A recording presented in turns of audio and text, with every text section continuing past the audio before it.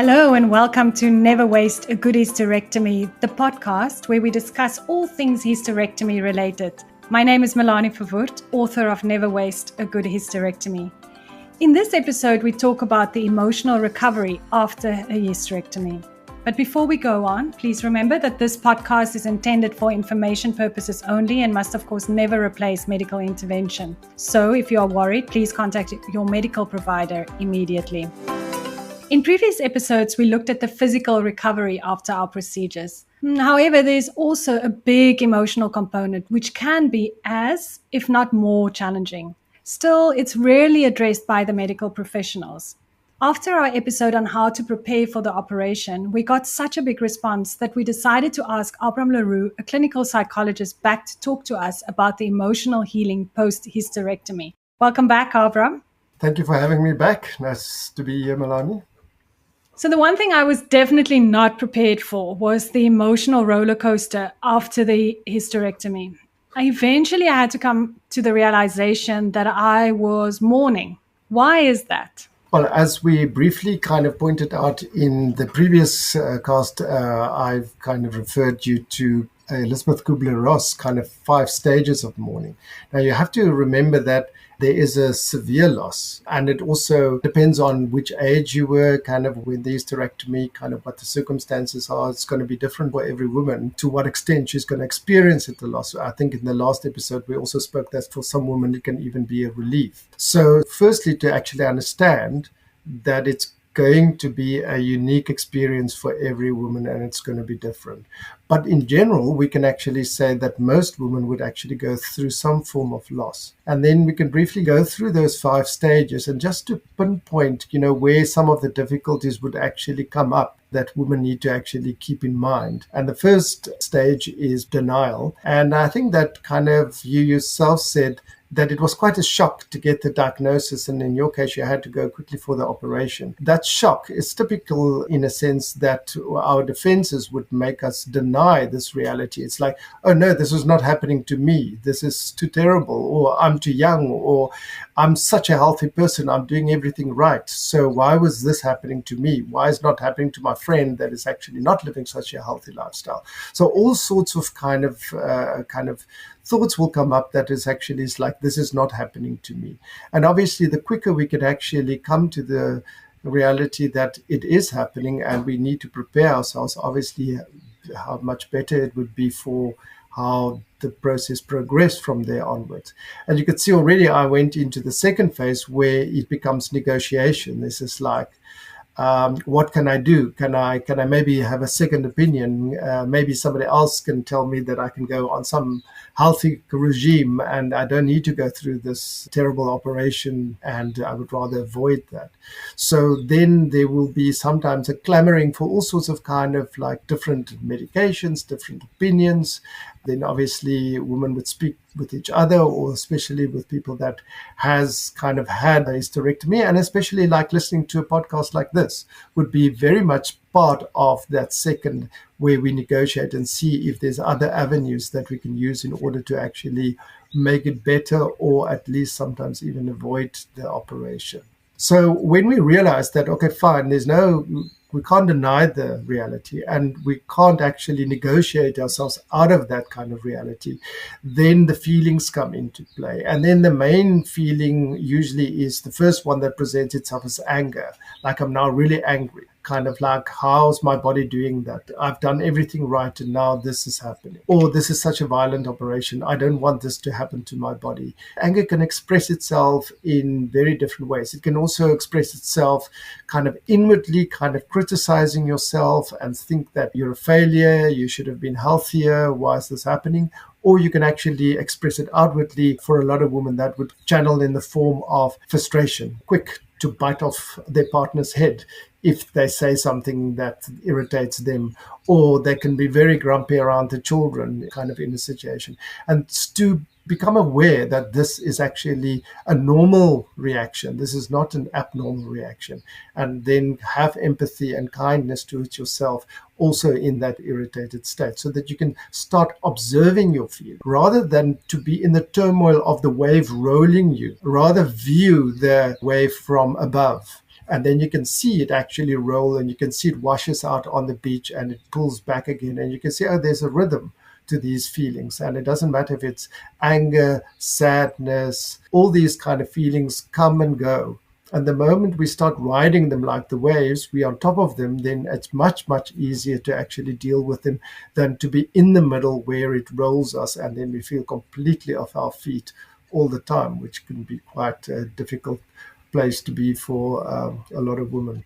After the anger stage, then we usually move into the sadness. And the sadness is that you really start now working with there is going to be a loss. We have kind of an intimate relationship with our body, so we don't want to lose any part of it. And I think that especially a part that we associated with something that was quite special, because for a lot of women, they've had pregnancy, so that the womb was a very special experience of their womanhood. You can imagine how traumatic it must be for a woman that has to go through a hysterectomy before being pregnant, in that sense, because that loss will be kind of exacerbated by that kind of situation. So the thing is to actually then be very kind to yourself in that loss experience. And throughout this whole process, we must know that anxiety is going to be with us as well, because there's this anticipation of the loss. Is it going to be very painful?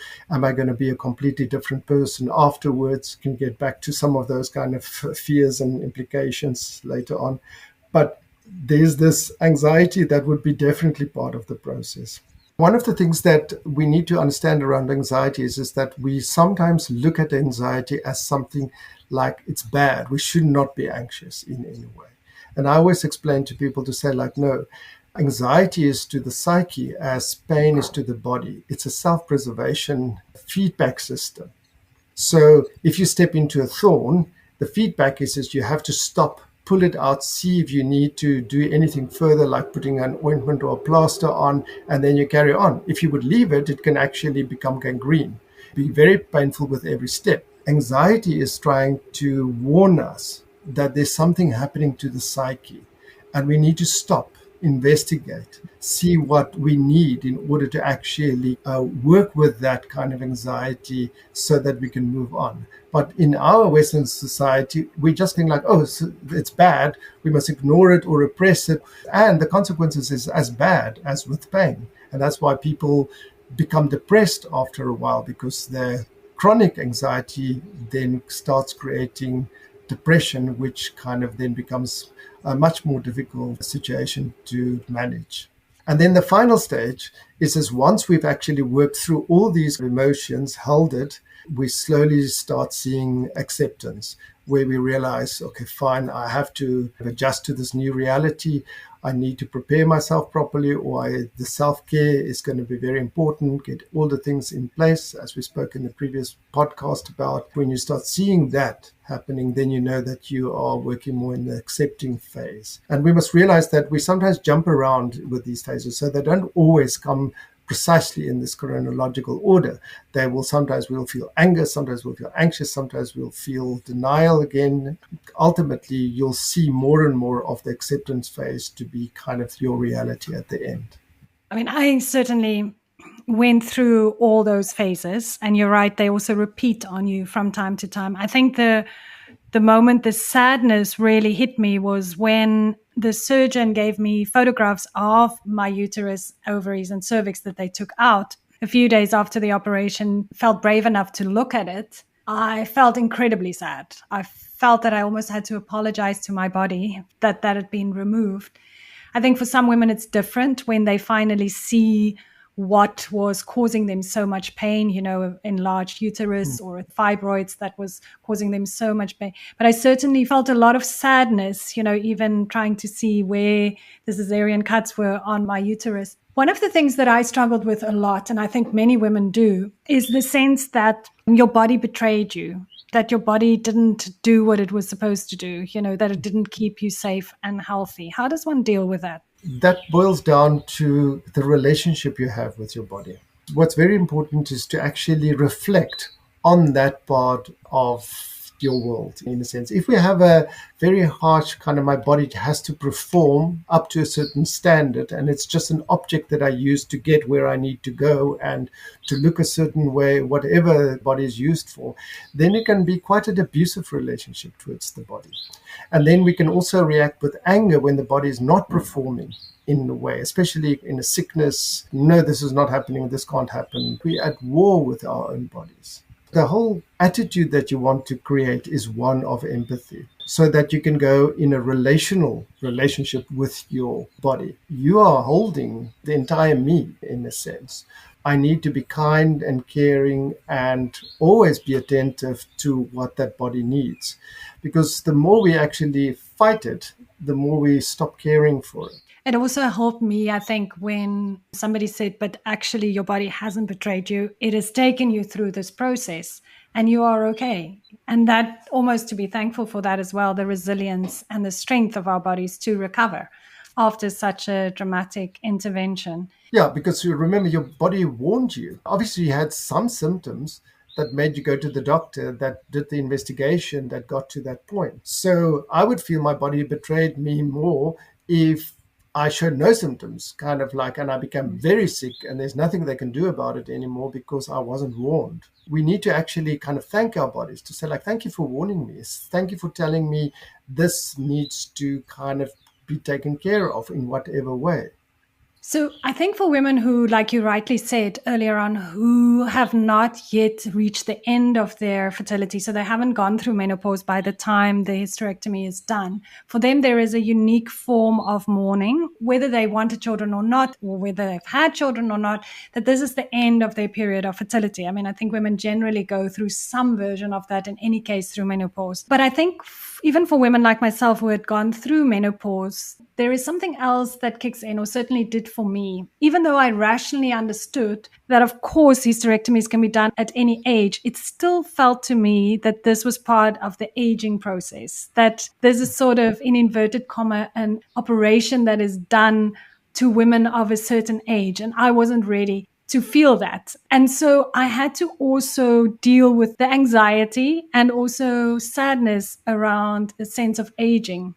Yes, definitely. I mean, all these things starts becoming in play. But firstly, most women will probably agree, as they started menstruating and becoming into contact with the feminine, with inside themselves, there's a close correlation between menstruation, between kind of their womb and kind of experience the feminine and femininity, in a sense. And then obviously there's kind of a link with sexuality and expression of that. So there's a lot of our identity invested in this organ in that way. So we will obviously then experience a sense of loss when that is taken out. And because it is kind of seen, kind of, the menstruation is this budding young woman that's moving into the fullness of her womanhood. The same then can be experienced by the woman. Okay, fine, now it seems like this is the end, which is not true, but it can be experienced like that. And I think that a lot of women would feel, and I've heard so many women said, like, we become invisible at 50. That's us, men don't see us. It's almost like we're not fertile anymore, so we have no use anymore. So the language like that is kind of not uncommon when I listen to women in the therapy space. So obviously, this is almost like a concrete example of, I'm losing the core of my femininity, and would I be completely redundant as far as my womanhood is concerned? So you can see that can create huge anxiety, and in a lot of cases, that anxiety would be subconscious. You won't even know consciously about it. And it could be a dragging factor. How to deal with that? I mean, for me, it was certainly important to very consciously say to myself, I can be creative and give birth, in inverted commas, in a new way to things. I mean, is that the best way to go about, or what should women do to counter that feeling of... Yeah, the first thing is, as you already touched on, is the fact that you need to be conscious of it. Because if it's just simmering in the subconscious, it could have all these negative impacts without you even realizing it. which can lead to anxiety and depression, withdrawal. All of those kind of symptoms then become part of us. So to reflect on what's happening inside you and then to start realizing, okay, fine, I'm actually dealing with this loss. We can then actually say, okay, fine, how can we now transform this loss into something creative? So we always speak in psychology about a life cycle. So obviously the life is kind of the budding womb and then the loss of the womb. But what is the new life cycle? And then it can be creative projects, can be being a woman in a completely different way in the world. And I think that there's lovely examples of that in literature around that, so as to also expose yourself to those kind of opportunities. The other thing that, of course, happens often after hysterectomy, and it can be positive or negative, is that women have to get a new relationship with their bodies, but in particularly their sexuality. And that often can also be either a point of great joy or, of course, depression if it doesn't work well. No, definitely. And as I said before, there's this kind of attachment that we made where the womb can actually play a role in how you perceive yourself as a woman in a sense. So the loss of that could actually then inadvertently have a negative impact on how you view yourself as a sexual being. So it's, again, awareness to say, like, what is my attitude around my body and my sexuality before and after a hysterectomy? How do I think about it? Because we need to actually first understand the narrative that we are playing. Reference males here is when they go through a vasectomy, you could sometimes also see like, oh, I'm losing my brownness in that sense. But when you say like, well, then you're like a sports car version now. And you can apply the same to women and to realize, well, finally, you can just have sex for fun. And for a lot of women, that actually means a completely rethink of what their sexuality means for them. And that sexuality was always kind of like in some way, mostly subconsciously, related around procreation. And then suddenly you're actually having sex for fun and can just enjoy that new phase of your own sexuality. I want to just go for a moment to trauma, because I think often there is a residual trauma, one of diagnosis, but secondly, then the physical, as Gabor Mate says, the body never forgets, the physical trauma in the actual cutting and operation, if there is a cut or whatever way the hysterectomy is done. It is important to deal with that trauma as well, isn't it? Yes, definitely. The body would experience this as severely invasive. The body also wouldn't understand what's happened because, surgery is not something that we have installed in our brains kind of from prehistoric times. This is quite a modern, so our bodies hasn't really adapted to that almost violent attack in a sense. So although the medical science created opportunities for us to survive severe conditions through operations, we must always remember that it has a very, very powerful impact on the body. And if you look at trauma as a concept, then you say like, okay, fine, trauma is an experience. Now, what is an experience? It consists of 4 elements. So you can almost look at it in 4. If you take a square and you divide it into 4 smaller squares. So the top left hand is your thoughts, okay, your words that you have. Like, oh, you can explain what happened to me. Then you say in the right top hand, then you say that is basically my pictures that I have. So we have words that we can describe an experience, but obviously our eyes seen something.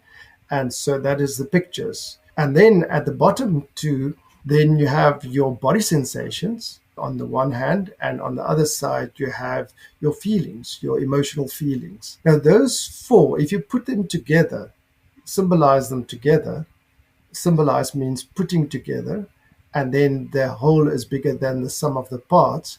That's an experience. But we have a defensive system in the body. If we have an experience that is too overwhelming, then in order to actually create survival, we actually split those 4 squares. And each one goes to its own place and kind of deal with its own trauma separately in order, because now it's only a quarter of the trauma that's being dealt with.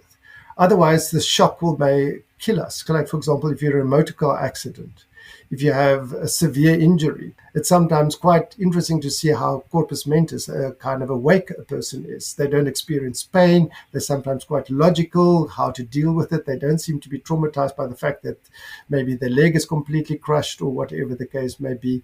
But ultimately, when you in real life see those 4 squares have been split off, and only later on, because we can't leave them in that kind of space. So, by the way, that is what they call diabolic. It means to throw apart. And it's not negative. It's a survival instinct, although we made it kind of sound negative with the word diabolic. It's actually just moving apart to save us. When we start pushing it, integrating it again, which is again symbolic, with that comes all the experiences, because now it's not just your thoughts, but the pictures comes together, and that creates a bigger intensity. And it's not just your emotional feelings, but the physical sensations comes together. So that creates a much higher intensity. And then you put those 2 together, and that creates even a higher intensity, putting the body and the mind together in a way.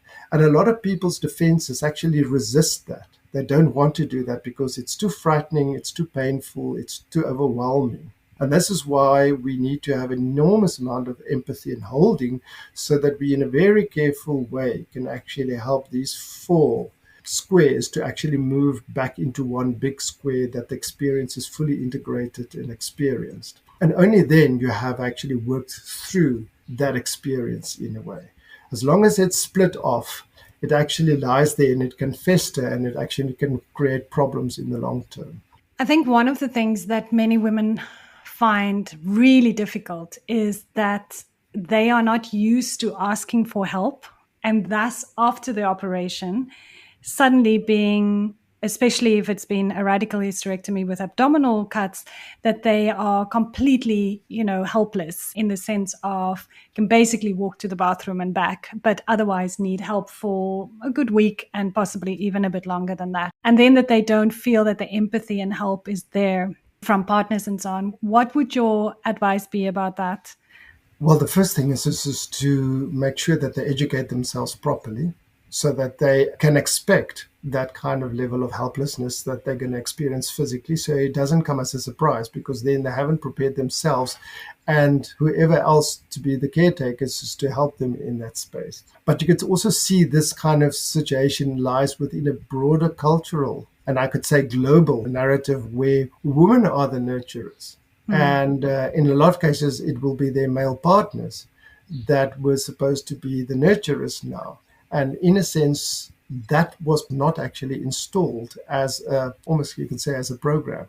That's why the women need to actually realize, okay, fine, this can actually become problematic if I haven't spoken with my husband or my caretaker through this process to say, you're going to have to be at home, or somebody else is going to be at home, or at night, I'm going to have to wake you up to do this, so that he is prepared, or whoever's helping, to know what impact there's going to be. And that's also going to be for a substantial time. It's not something that, okay, 2 days later now you must be up and going. It is weeks, so that they know, okay, fine, week 1 looks like this, week 2 looks like that, so that they prepare. So education becomes absolutely essential. And then it feels to me also that women should demand help. When I read many of the comments on Facebook sites, etc., women get frustrated by plates piling up in the basin or washing not being done, domestic chores. Then they eventually just go, I can't demand it. I don't want the conflict, so I'm just going to do it. And of course, set their healing back. And I also think emotionally that's quite damaging, both for yourself and your self-nurturing, but also your relationship with your partner. I want to ask you, at which stage, I know hormonal changes, of course, and particularly if ovaries were taken out, even postmenopausal, that can still have some effect. Hormones, of course, also don't help and can easily aggravate depression, anxiety, etc., or the lack of hormones. At which stage do women have to go and seek help? What would be the danger signs where it's not just a case anymore of talking to each other or dealing with it on your own? The woman knows her body the best. She knows when she is herself. So when you start realizing, okay, fine, this is not just a slight up and down, I'm actually feeling that I'm sinking, especially if I'm getting more depressed or more anxious.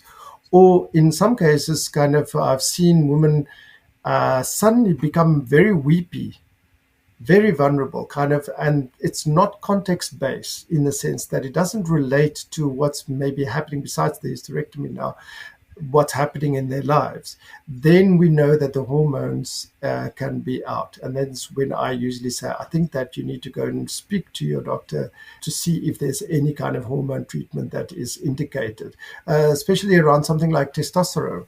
Sometimes when there's a sudden drop of testosterone, women become very, very emotional around that, and they don't understand what's happening. And then I say, but you must remember, testosterone is the happy drug. Makes you feel strong and makes you feel capable, and it makes you feel you can move forward and tackle things in your life.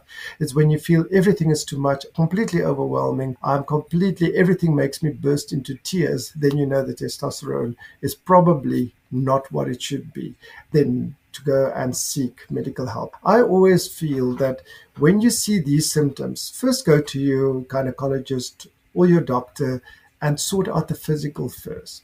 And then if that is sorted, then you go to your psychologist or your psychiatrist in a certain sense, because they can actually see if there's just emotional residue. But I've felt over the 30 years in my practice is that it's no point in trying to solve something psychological if there's a biological underpin, like, for example, too low testosterone. I can't help a person to actually feel that confident and strong if the testosterone is too low, in a sense. So we must remember we are biopsychological beings, and we need to take that into account all the time. Abraham, thank you so much. I think my takeaway for today is, again, how important it is to acknowledge that there is a big emotional component to having a hysterectomy that we should take as seriously as the physical healing process.